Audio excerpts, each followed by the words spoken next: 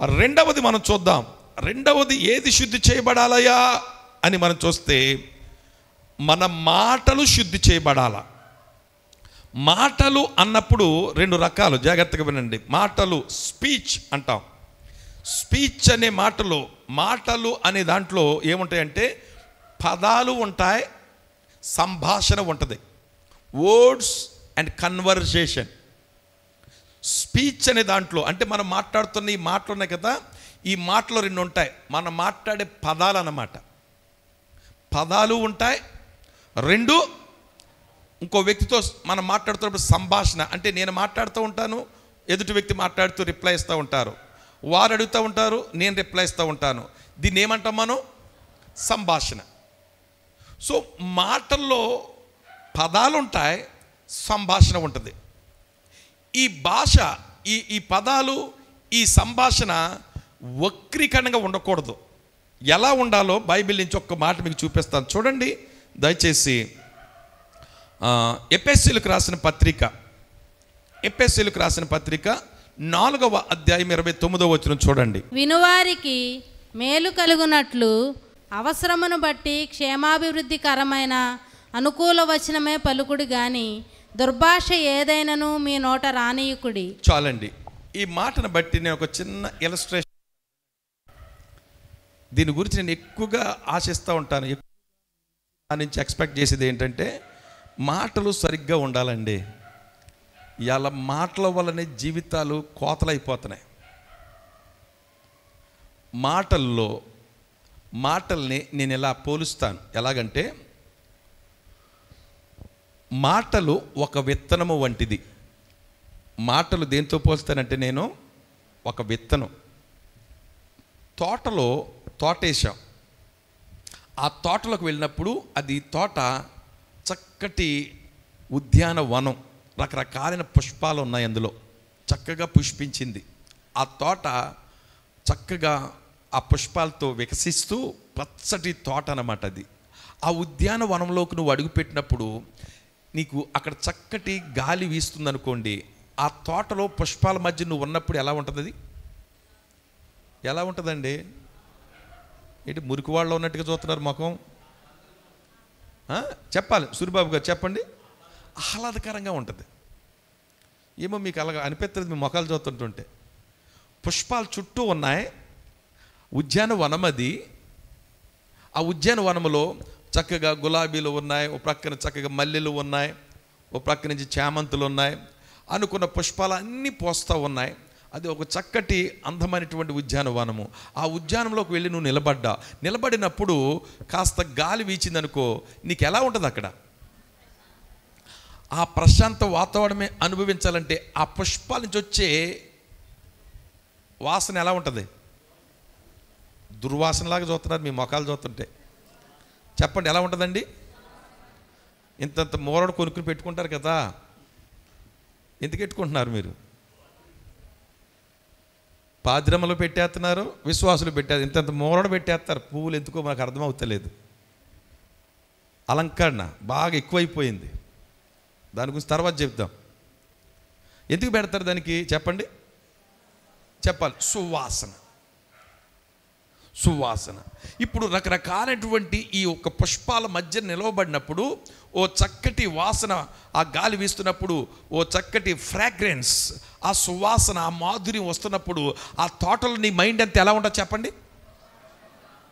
ప్రశాంతతగా, ఆహ్లాదకరంగా, ఇందాక సూర్యబాబు గారు అన్నట్టు ఆహ్లాదకరంగా, ఆరోగ్యకరంగా అక్కడి నుంచి వెళ్ళాలనిపిస్తుందా? దీని గురించి నేను ఒక స్టోరీ చెప్తాను. ఇట్లా ప్రశాంతంగా, ఇట్లా ఆహ్లాదకరంగా ఈ పుష్పాల మధ్యన ఇంత మాధుర్యత మనకు ఎందుకు వచ్చిందో తెలుసా? ఆ కింద నాటబడిన విత్తనాలు. ఆ విత్తనాన్ని నాటినప్పుడు ఆ విత్తనం నుంచి చక్కగా ఏమైంది? అది మొక్క వచ్చి, ఆ మొక్క నుండి తగిన కాలం మంది ఏమొచ్చింది? అది పుష్పాలు వచ్చి వికసించి దాని నుండి మాధుర్యం వచ్చింది. నేను అంటాను, మాటలు అనేది, పదాలు అనేది, సంభాషణ అనేది, ఈ మాటలు తోటలో నాటబడిన విత్తనం వంటిది. గుర్తెట్టుకోండి ఈ మాట. మంచి మాటలు మాట్లాడుతున్నావు అనుకో, ఇందాక చదువుకున్న వచ్చిన క్షమాభివృద్ధికరంగా, బాబు నువ్వు దీవించబడతావు, నువ్వు ఆశీర్వదించబడతావు అని నువ్వు చక్కటి మంచి మాటలు ఆ బిడ్డతో నువ్వు మాట్లాడావు అనుకో, లేక ఆ సహోదరితో మాట్లాడావు అనుకో, లేక నీ భార్యతో నువ్వు మాట్లాడావు అనుకో, నీ భర్తతో నువ్వు మాట్లాడావు అనుకో, ఈ నీ తోటి సహోదరులతో, నీ సంఘంలో ఉన్నటువంటి విశ్వాసులతో మాధుర్యంతో కూడినటువంటి విత్తనములు లాంటి మంచి మాటలు నువ్వు మాట్లాడుతున్నావు అనుకో, విత్తావు అనుకో, తదుపరి రియాక్షన్ ఎలా ఉంటుంది చెప్పండి? ఎలా ఉంటుంది చెప్పండి? ఎంత మాధుర్యంగా ఉంటుంది అంటే, ఒకడు చెప్తున్నటువంటి ఒక మాట అనే ఆ మాట ఆ వ్యక్తిని బాధలో కానీ, ఇరుకులలో కానీ, ఇబ్బందుల్లో కానీ ఉన్నప్పుడు ఆ మాట మనల్ని ఏం చేస్తా చెప్పండి? ఆదరిస్తూ ఉంటుంది. ఈ మాటల గురించి జ్ఞాని అయిన సొలొమోను ఒక అద్భుతమైన మాట వర్ణనిస్తాడు. సామెతల గ్రంథము 16వ అధ్యాయం చూడండి, 24వ వచనంలో రాయబడిన మాట, అద్భుతమైన మాట. అందరూ దయచేసి ఇది నోట్ చేసుకోండి, కంటతా చేయండి.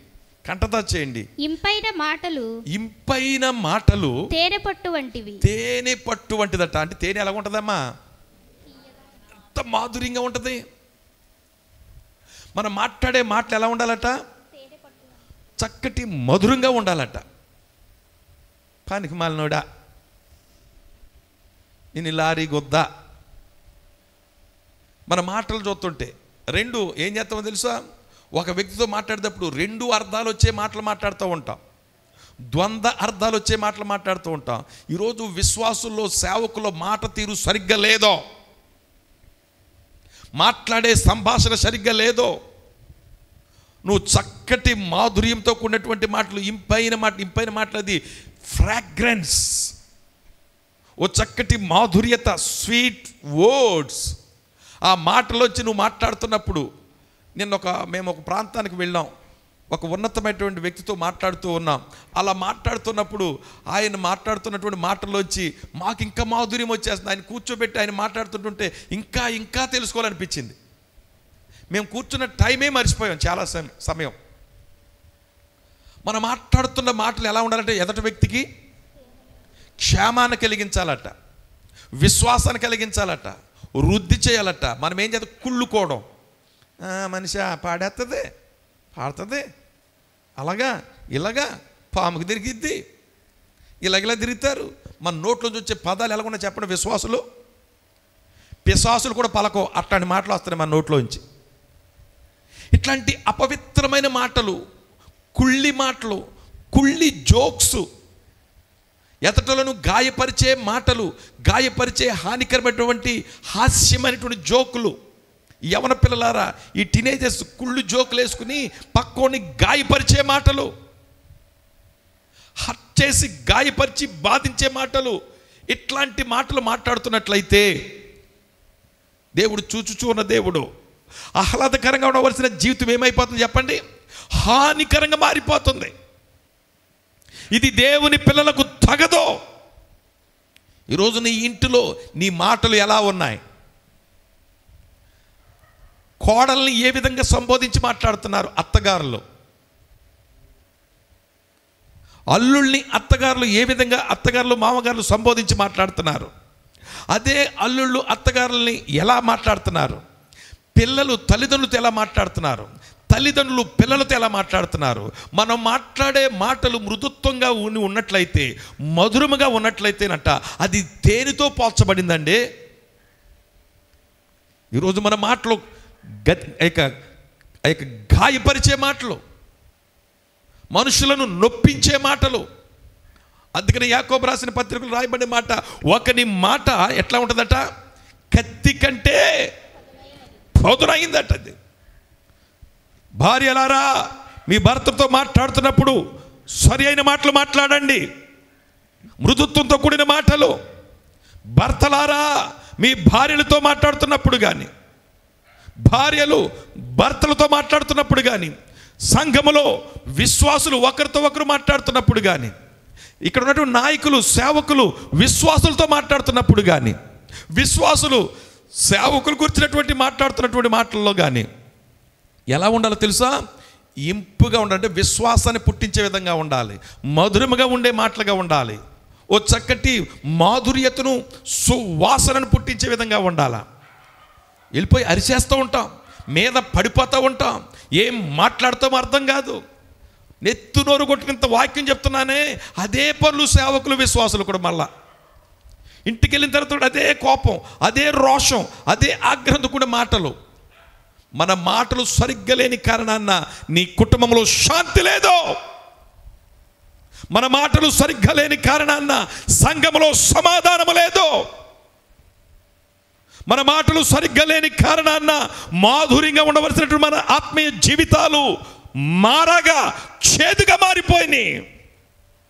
అందుకనే ఈ శుద్ధీకరణ కూడికలో మనం శుద్ధి చేయబడాలా, ప్రక్షాళన చేయబడాలి. ఏమిటది? మన మాట తీరు. గౌరవించి మాట్లాడండి, ప్రేమతో మాట్లాడండి, ఆత్మీయంగా విశ్వాసం గురించి మాట్లాడండి. హస్తమాటు ఆ ఇళ్ళ గురించి, ఈ ఇళ్ళ గురించి, వాళ్ళ గురించి, దీని గురించి, దాని గురించి చెడ్డ భూతకరమైనటువంటి మాటలు, అసహ్యకర మాటలు ఈ విశ్వాసుల నోట్లో పెచ్చురేగిపోతూ ఉన్నాయి.